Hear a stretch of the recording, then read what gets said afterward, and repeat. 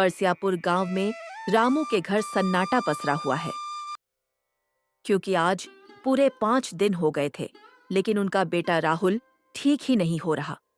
उसके माता पिता ने गांव के अस्पताल में इलाज भी कराया, लेकिन वो ठीक नहीं हुआ। अघोरी बाबा, ये क्या हो गया मेरे बच्चे को? आज इतने दिन हो गए, मैंने उसका हर जगह इलाज करवाया, बड़े बड़े डॉक्टरों को दिखाया, मंदिर मस्जिद सब जगह दुआ मांगी, लेकिन मेरा बेटा ठीक क्यों नहीं हो रहा? मैं दिन रात बस यही सोचता रहता हूँ कि आखिर गलती कहाँ हो गई। वो तो छोटा सा बच्चा है बाबा, उसने किसी का क्या बिगाड़ा है? उसे इस हालत में देखकर मेरा दिल टूट जाता है। अब आप ही बताइए बाबा, मैं क्या करूं, कहां जाऊं, किससे मदद मांगूं? मेरे पास ना पैसा बचा है, ना हिम्मत। बस एक उम्मीद बची है कि मेरा बेटा किसी तरह ठीक हो जाए। बाबा, वो मेरी दुनिया है, उसके बिना मेरी जिंदगी अधूरी है।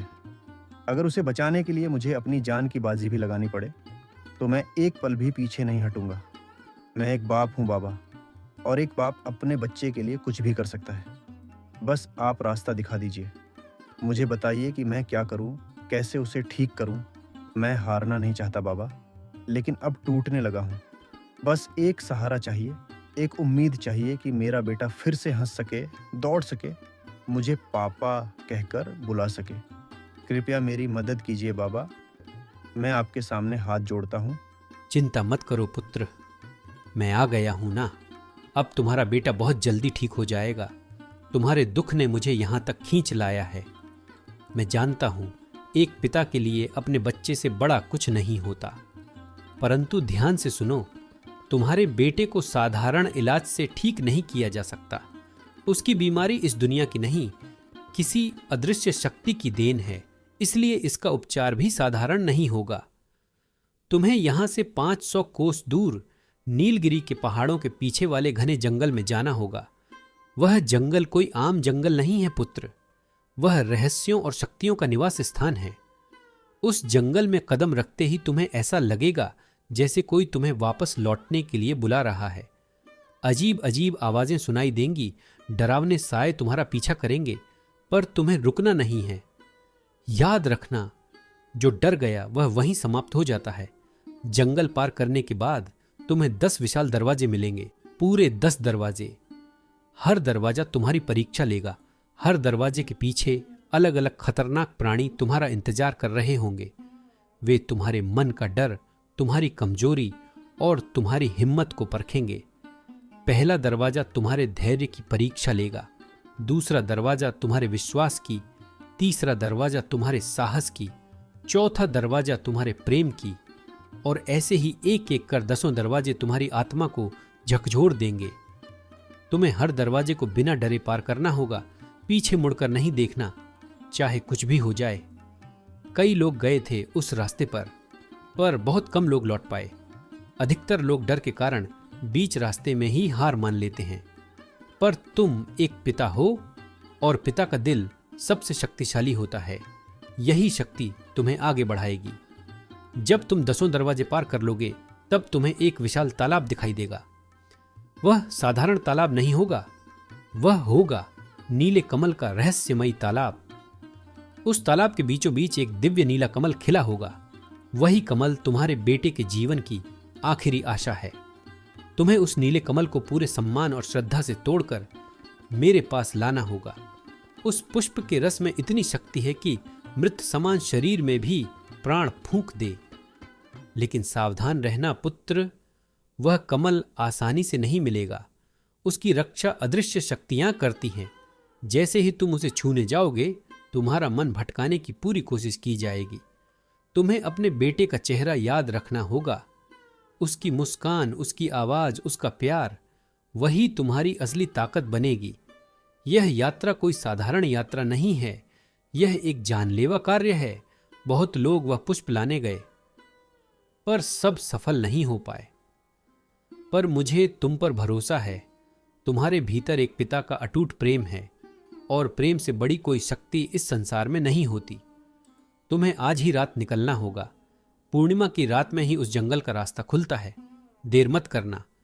रास्ते में अगर कोई तुम्हें रोके, कोई तुम्हें आवाज दे, कोई तुम्हें भ्रम दिखाए तो समझ लेना वह जंगल की माया है, किसी की मत सुनना।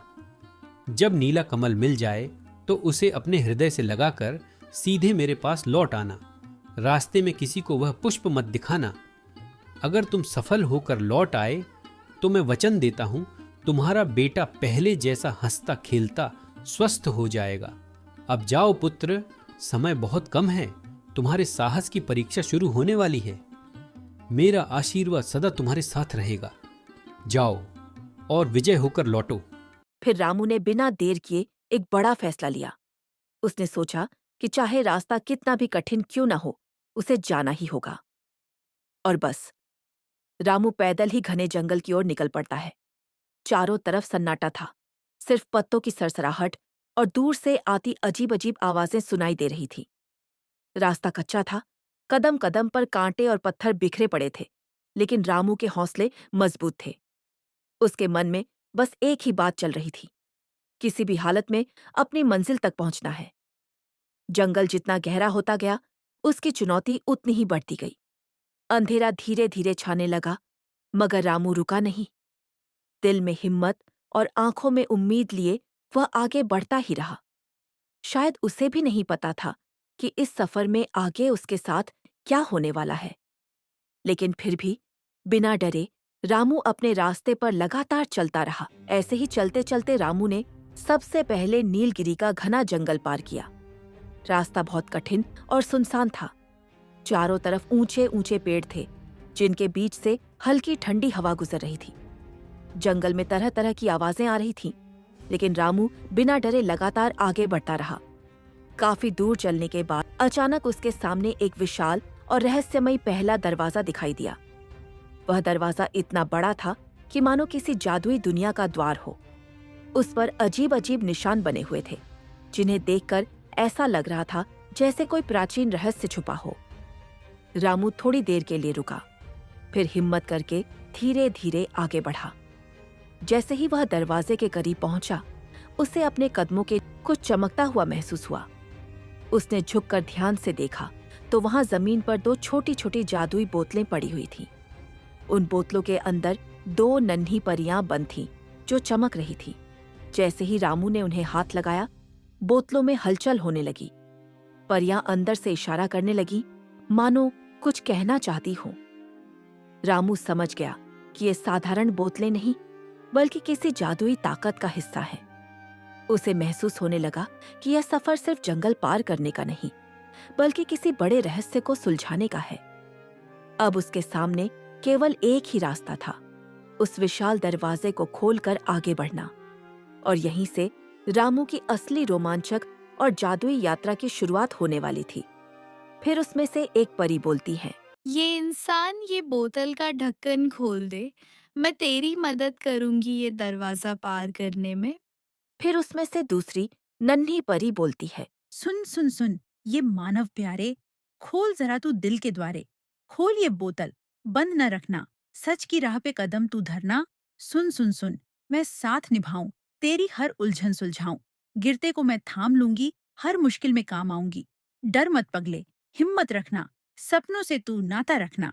सुन सुन सुन, ये बात मेरी, करूंगी मैं तेरी मदद पूरी। रामू को पहली बोतल वाली परी का व्यवहार कठोर लगा और दूसरी परी का व्यवहार बहुत स्नेहपूर्ण लगा।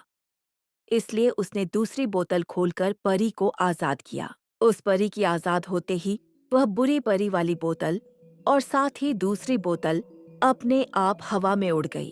तुम कौन हो और तुम्हारे साथ वो कौन थी? क्या तुम सच में एक परी हो? अगर तुम सच में परी हो तो इस छोटी सी बोतल में कैसे रहती हो? तो क्या तुम मेरी मदद कर सकती हो इस सामने वाले जादुई दरवाजे को खोलने? मेरे अंदर हिम्मत भी है और विश्वास भी। बस तुम मेरा साथ दो। हाँ रामू, बिल्कुल, मैं तुम्हारी मदद करूंगी इस दरवाजे को पार करने में। और सिर्फ यही दरवाजा नहीं, बाकी के 9 दरवाजे भी मैं तुम्हें पार करवाऊंगी। तुम्हें घबराने की कोई जरूरत नहीं है। अब तक तुम अकेले सफर कर रहे थे, लेकिन अब मैं तुम्हारे साथ हूँ। एक दुष्ट तांत्रिक ने हमें इस जादुई बोतल में कैद कर दिया था। कई सालों से मैं उस अंधेरी कैद में बंद थी, आज तुमने मुझे आजाद किया है। जो दूसरी परी तुम्हें दिखाई दी थी, वो असली परी नहीं थी। वो तांत्रिक की बनाई हुई एक धोखा देने वाली माया थी। अगर तुम वो दूसरी बोतल खोल देते, तो वो तुम्हें उसी पल मार देती और फिर तुम कभी भी ये 10 जादुई दरवाजे पार नहीं कर पाते। लेकिन तुम्हारा दिल सच्चा है रमू, इसीलिए तुमने सही बोतल चुनी और मुझे मुक्त किया। अब तुम्हारा सफर मुश्किल जरूर होगा, मगर नामुमकिन नहीं, क्योंकि अब मैं हर कदम पर तुम्हारे साथ चलूंगी। चलो रमू, अब देर मत करो, मैं तुम्हारी पीठ पर बैठ जाती हूँ। तुम हिम्मत रखो, आगे बढ़ो। मैं इस दरवाजे को पार करने में तुम्हारी पूरी मदद करूंगी। आज से तुम्हारी लड़ाई अकेले की नहीं, आज से ये सफर हमारा है। फिर उस नन्ही परी ने अपनी जादुई छड़ी घुमाई और उसमें से जादू निकला जो दरवाजे पर गया, और वह जादुई दरवाजा खुल गया और दरवाजे के उस पार एक रहस्यमयी रंगीन दुनिया थी। दोनों ने दरवाजा पार किया।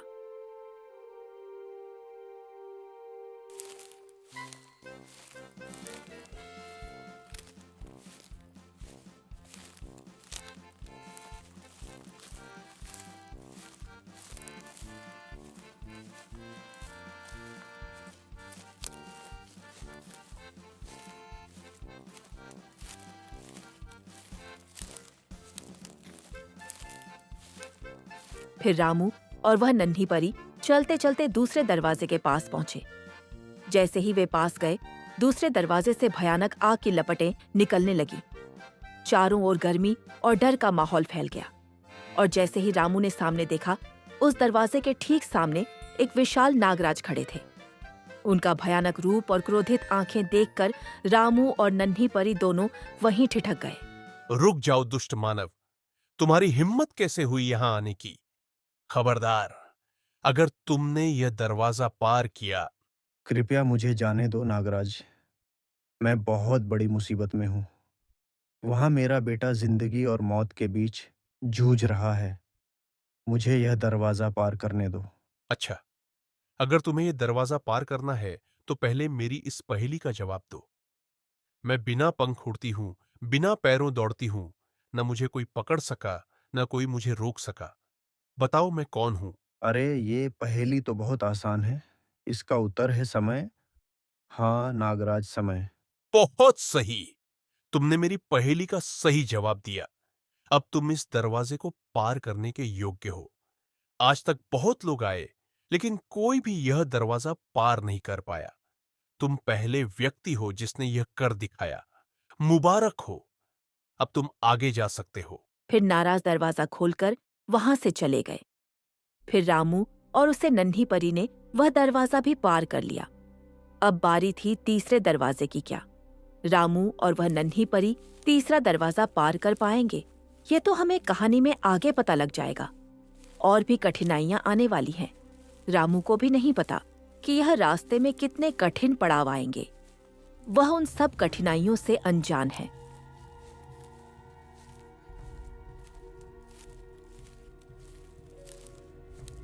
अरे अरे, यहाँ कितनी गर्मी है। ऐसा लग रहा है मानो जमीन से भी आग निकल रही हो। यहाँ के पेड़ों से भी आग की लपटें उठ रही हैं, मानो हर वस्तु से आग निकल रही हो। ऐसा प्रतीत होता है जैसे हम किसी और ही दुनिया में आ गए हों, और पता नहीं इसके आगे कौन सा जादुई दरवाजा हमारा इंतजार कर रहा है। फिर उन दोनों ने जादुई दुनिया को पूरी तरह पार कर लिया। लंबा सफर तय करने के बाद रामू और नन्ही परी थक तो गए थे, लेकिन उनके हौसले अभी भी बुलंद थे। घना जंगल, अजीब अजीब आवाजें और रहस्यमयी रास्ते उनके सामने आते जा रहे थे। धीरे धीरे चलते हुए वे दोनों एक और विशाल दरवाजे के पास पहुंच गए। वह दरवाजा पहले के दरवाजों से भी ज्यादा डरावना और रहस्यमयी लग रहा था। जैसे ही वे दरवाजे के पास पहुंचे, अचानक उनके सामने एक विशाल, भयानक और खूंखार चुड़ैल आकर खड़ी हो गई। उसकी लाल लाल चमकती आंखें, लंबे नुकीले दांत और बिखरे हुए काले बाल देखकर दोनों की रूह कांप उठी। कौन हो तुम दोनों? और मेरी अनुमति के बिना इस दरवाजे तक आने की हिम्मत कैसे हुई? हम किसी को नुकसान पहुंचाने नहीं आए हैं।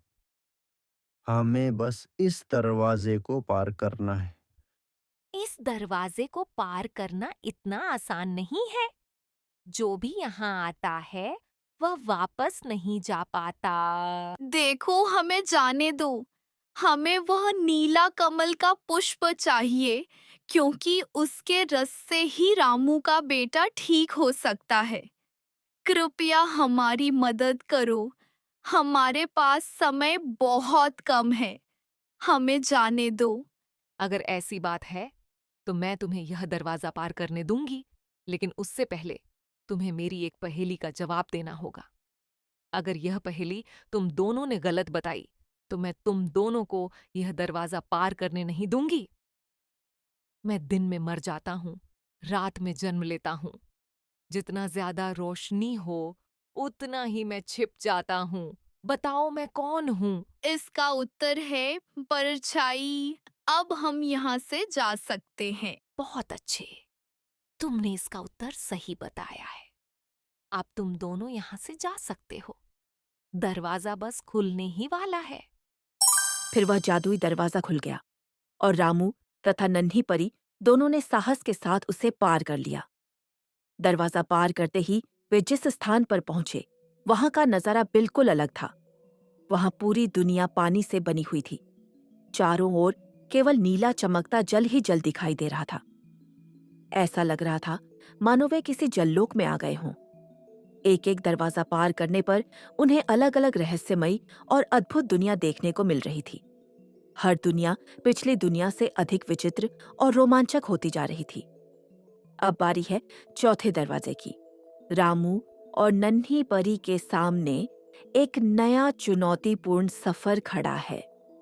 क्या वे दोनों हिम्मत जुटाकर चौथा दरवाजा भी पार कर पाएंगे? यह जानने के लिए उनका अगला रोमांचक सफर शुरू होने वाला है। कौन हो तुम दोनों और यहाँ तक कैसे पहुंचे? यह जगह आम इंसानों के लिए नहीं है। यहाँ आने की हिम्मत बहुत कम लोग कर पाते हैं। बताओ, किसने तुम्हें इस रास्ते का पता दिया? तुम्हें अंदाजा भी है कि तुम किस दुनिया में कदम रख चुके हो? यह मेरी सीमा है, मेरा इलाका है। जो भी बिना इजाजत यहाँ आता है वह कभी वापस नहीं जा पाता। अब तुम दोनों मेरी भूख का शिकार बनोगे। मैं बहुत समय से किसी इंसान का इंतजार कर रहा था। आज मेरी तलाश खत्म हो गई है। देख रहा हूं तुम दोनों डरे हुए लग रहे हो, लेकिन अब डरने से कुछ नहीं होगा। यहां से भागने का कोई रास्ता नहीं है। अगर तुम समझते हो कि बच जाओगे तो यह तुम्हारी बहुत बड़ी भूल है। इस जंगल से आज तक कोई जिंदा लौट कर नहीं गया। अब आखिरी बार बोलो, कौन हो तुम और किस मकसद से यहाँ आए हो? वरना कुछ ही पलों में तुम्हारी कहानी हमेशा के लिए खत्म हो जाएगी। देखिए, हमारे पास समय बहुत कम है। हमें यह दरवाजा पार करने दीजिए। मेरे बेटे के प्राण संकट में हैं। उसे नीला पुष्प चाहिए। उसकी औषधि से ही मेरा बेटा ठीक हो पाएगा। कृपया हमें जाने दो, असुर महाराज। ना ना, मैं न तो यह दरवाजा पार करने दूंगा और न ही वह नीला पुष्प ले जाने दूंगा। अब तुम दोनों मेरे पेट के अंदर जाओगे। मैं कोई अच्छा असुर नहीं हूं। मैं बुरा असुर हूं, महासुर हूं। वह विशाल महादैत्य उन दोनों को खाने ही वाला था कि तभी परी ने अपनी जादुई शक्तियों का प्रयोग किया। उसकी चमकती हुई जादुई छड़ी से तेज रोशनी निकली और पल भर में उस भयानक राक्षस का अंत हो गया। जैसे ही महादैत्य नष्ट हुआ, सामने खड़ा रहस्यमयी दरवाजा अपने आप खुलने लगा। रमू और परी ने राहत की सांस ली और हिम्मत जुटाकर उस दरवाजे को पार कर लिया। दरवाजा पार करते ही वे दोनों एक अनजान और अद्भुत जगह पर पहुंच गए। वहां का माहौल बिल्कुल अलग और रहस्यमयी था। उनके सामने फिर से एक और नया जादुई दरवाजा दिखाई दिया। अब दोनों सोचने लगे कि इस दरवाजे के पीछे कौन सी नई दुनिया और कौन सा नया रोमांच उनका इंतजार कर रहा होगा। जब वे 5वें दरवाजे के पास पहुंचे तब उनके सामने एक नाग रानी खड़ी थी, सुनहरी नागिन। फिर नागिन ने एक पहेली पूछी। रामू ने उस पहेली का सही उत्तर देकर वह दरवाजा पार कर लिया। अब उनके सामने था छठा दरवाजा। उन्होंने साहस से छठे दरवाजे की रक्षक अप्सरा की पहेली का उत्तर दिया। दरवाजा खुलवाया और उसे पार भी कर लिया।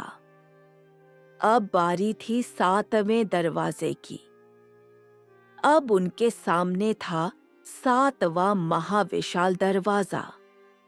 उसकी रक्षा एक शेर कर रहा था। उन्होंने साहस के साथ उस शेर की पहेली का जवाब दिया। दरवाजा खुलवाया और छठा दरवाजा भी पार कर लिया। और फिर उन्होंने 7वां दरवाजा ऐसे ही पार कर लिया और 8वां दरवाजा भी पार कर लिया। अब सिर्फ 2 दरवाजे बचे हैं, 9वां और 10वां। क्या यह दोनों नन्हे वीर सुंदर वन पार कर पाएंगे और वह पुष्प लेकर आ पाएंगे? जानने के लिए आगे देखिए। और फिर ऐसे ही करके उन दोनों ने 9वां दरवाजा भी पार कर लिया। अब बारी है 10वें और आखिरी दरवाजे की। आओ आओ, मैं तुम्हारा ही इंतजार कर रही थी। मुझे पता है तुम दोनों ने कैसे अपनी चालाकी और बुद्धिमानी से 9 दरवाजे पार किए हैं। अगर मेरा यह दरवाजा पार करना चाहते हो तो मेरे एक सवाल का जवाब दो। भारत की सबसे पहली पिक्चर कौन सी है? आप पक्का चुड़ैल है ना? आप फिल्में भी देखती है। वैसे मुझे इसका उत्तर पता है। भारत की सबसे पहली फिल्म राजा हरिश्चंद्र थी। ये फिल्म 1913 में रिलीज हुई थी। इसके निर्माता और निर्देशक दादा साहब फाल्के थे। ये एक मूक साइलेंट फिल्म थी, यानी इसमें आवाज नहीं थी। इसे भारतीय सिनेमा की शुरुआत माना जाता है। इसलिए सही जवाब है राजा हरिश्चंद्र, 1913। बहुत अच्छे, बिल्कुल सही जवाब दिया तुमने। जाओ और जाकर वह पुष्प ले लो। उस पर सिर्फ तुम्हारा अधिकार है। जब वे दोनों 10 दरवाजे पार करके जादुई तालाब के पास पहुंचे तो वहां का दृश्य इतना खूबसूरत था कि मानो वे किसी स्वर्गलोक में आ गए हों। चारों ओर हरियाली फैली हुई थी, ठंडी ठंडी हवा बह रही थी और पक्षियों की मधुर आवाज गूंज रही थी। तालाब के किनारे जगह जगह रंग बिरंगे कमल के पुष्प खिले हुए थे, जो पूरे वातावरण को और भी मनमोहक बना रहे थे। साफ और चमकते पानी में उन फूलों की परछाई ऐसी दिखाई दे रही थी जैसे धरती पर सितारे उतर आए हों। और उसी तालाब के ठीक बीचों बीच वह सुंदर, दिव्य और चमकता हुआ नीला कमल खिला हुआ था, जिसे पाने के लिए उन्होंने इतना लंबा सफर तय किया था। उस अद्भुत दृश्य को देखकर दोनों की आंखें खुशी और आश्चर्य से भर गईं। रामू की मदद करने के बाद परी अपने परिलोक लौट गई और रामू भी पुष्प लेकर गांव लौट आया। अघोरी बाबा ने उस पुष्प को रामू के बेटे के शरीर पर रखा और उस पुष्प की शक्ति से रामू का बेटा पहले की तरह स्वस्थ हो गया। एक बार फिर रामू के घर में खुशहाली आ गई। तो देखा आपने कि कैसे अपनी बुद्धिमानी और साहस से रामू ने 10 दरवाजे पार किए, जादुई पुष्प हासिल किया और एक परी को भी आजाद किया। हमें हमेशा रामू के जैसा बनना चाहिए, सच्चे दिल से मदद करनी चाहिए और कभी भी घबराना नहीं चाहिए। अगर आप लोगों को हमारी कहानी पसंद आई हो तो कृपया हमारे चैनल को जरूर सब्सक्राइब करें और जल्दी से हमारे 1000 सब्सक्राइबर पूरे करवा दीजिए।